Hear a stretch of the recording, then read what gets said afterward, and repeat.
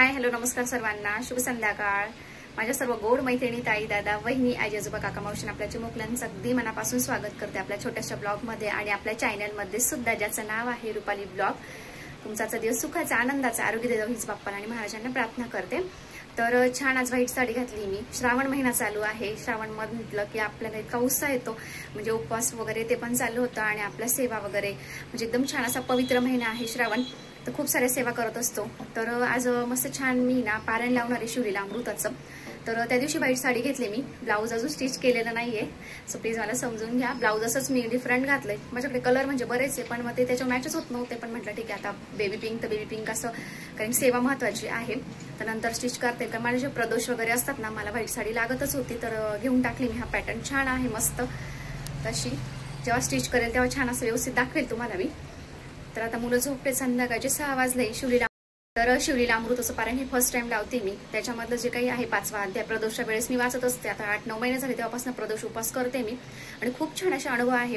तर मागच्या वर्षी शिवलीला अमृताचा मी 11वा अध्याय वगैरे वाचणं असतं माझं श्रावणामध्ये, पण ह्यावेळेस म्हटलं चला आपण पूर्ण पारायणच करूया आणि आय होप भगवान शिव माझ्याकडनं करून घेतील त्या गोष्टी आणि ते आपली इच्छा नक्कीच पूर्ण करतात। खूप जण अनुभव आहे। 16 सोमवार झालं, प्रदोष व्रत, महाशिवरात्री वगैरे असं छोटे मोठे नियम आहेत। म्हटलं चला तुमच्यासोबत शेअर करूया। जर कोणाला करायचं असेल तर नक्की करा। माहिती घेऊनच मी आज सुरुवात करते। शनिवारचं कोणत्याही श्रावणामध्ये कोणत्याही दिवशी चालू केलं तरीही तुम्ही चालतं।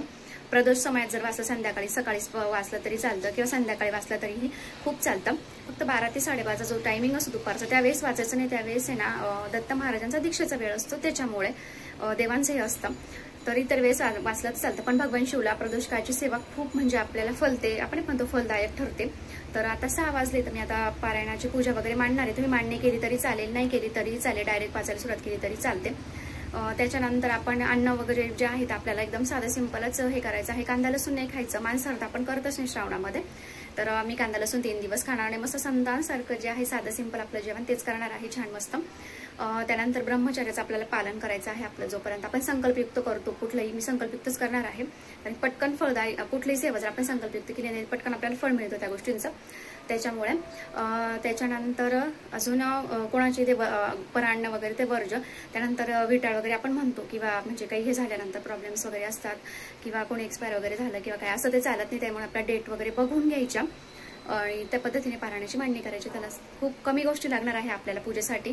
तर चला दाखवत तुम्हाला काय काय लागतं मी। आणि व्हिडिओ जर आवडला तर व्हिडिओ लाईक करा, शेअर करा आणि आपल्या चॅनलला सबस्क्राईब करायला बिलकुल विसरू नका। तर इथे सगळ्यात महत्त्वाचं आपल्याला शिवलीला अमृताचा ग्रंथ घ्यायचा आहे। मराठीमध्ये आहे, संस्कृतमध्ये पण मी मराठीमध्येच घेतलेला आहे।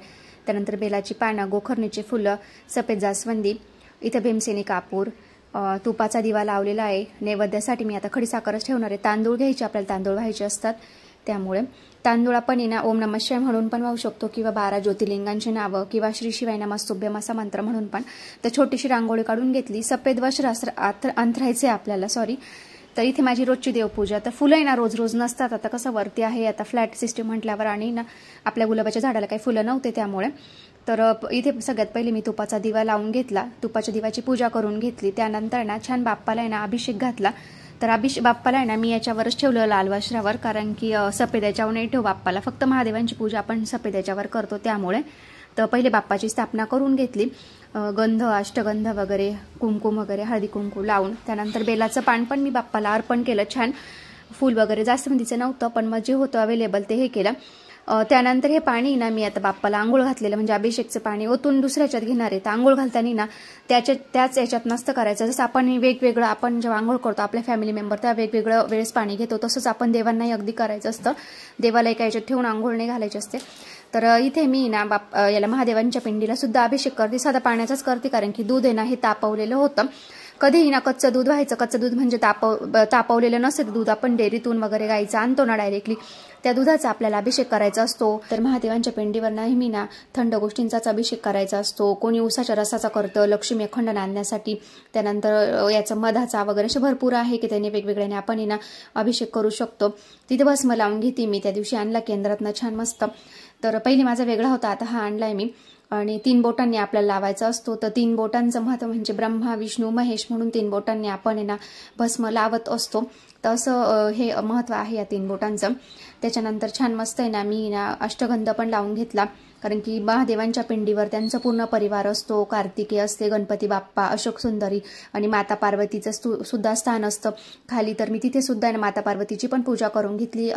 त्यानंतर फुलं वगैरे वाहून घेतले आणि बेलाची पानं घेताना ना आपल्याला तुटलेली चिरके चुरके पानं असतात ना ते नाही व्हायचे असतात. अखंड बेलाचे पान व्हायचं असतं. 3 याचा बेल असतो ना आपल्याला ते व्हायचं असतं. तर बेलाच्या पानाची पण खूप छान अशी ना कथा याच्यात दिलेली आपल्या शिवलीलाच्या याच्यामध्ये, शिवलीला अमृताच्या ग्रंथामध्ये. इथं मी 11 तांदूळ वाहून घेते अखंड. ओम नमः शिवाय म्हणून किंवा ज्योतिर्लिंग आहे आपले काशेश्वराय, त्यानंतर रामेश्वराय, त्र्यंबकेश्वराय असे जे आहेत त्यांची नावं घेऊन आपण पूजा करू शकतो. तर ही पूजा मी 3 दिवस अशीच ठेवणार आहे. फक्त फुलं आणि बेल उचलून घेणार आहे. नंतर आपल्याला 3ऱ्या दिवशी त्याचं उद्यापन करायचं. एकदम साधं सोपंच आहे. मी तुमच्यासोबत ते पण शेअर करेल. त्यानंतर मी ना धूप दीप लावून घेतले, अगरबत्त्या वगैरे.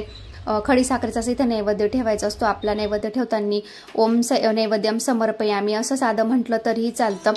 त्याच्यानंतर ना आता हे संकल्प करणार आहे. संकल्प केलेली सेवा कधी फलदायी ठरते. तुम्ही करून बघा, नक्की तुम्हाला आहे ना त्याचा अनुभव येईल.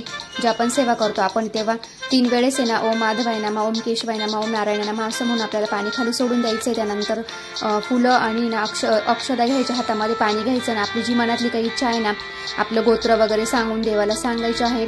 अशा पद्धतीने चला बाय बाय.